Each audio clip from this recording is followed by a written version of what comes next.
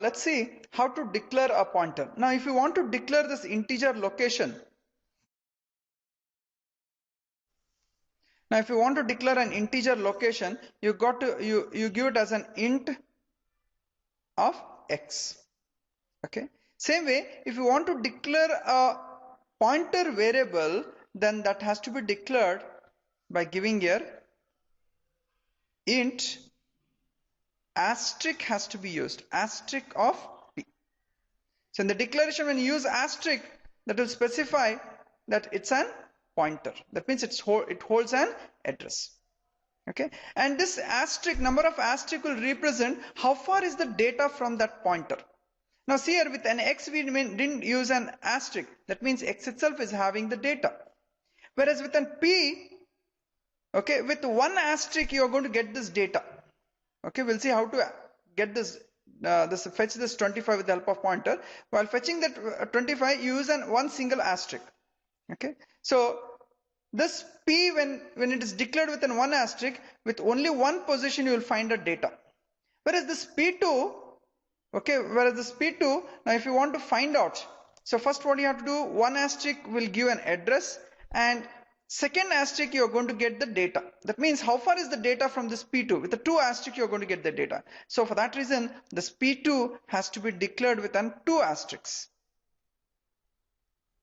Okay, that is, if you use more than one asterisk in the declaration, then it is called as an pointer to pointer variable. When you declare with an one asterisk, then it is always an pointer variable.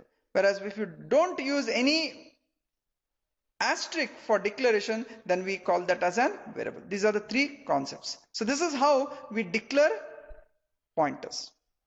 So all pointers have to be declared using asterisk.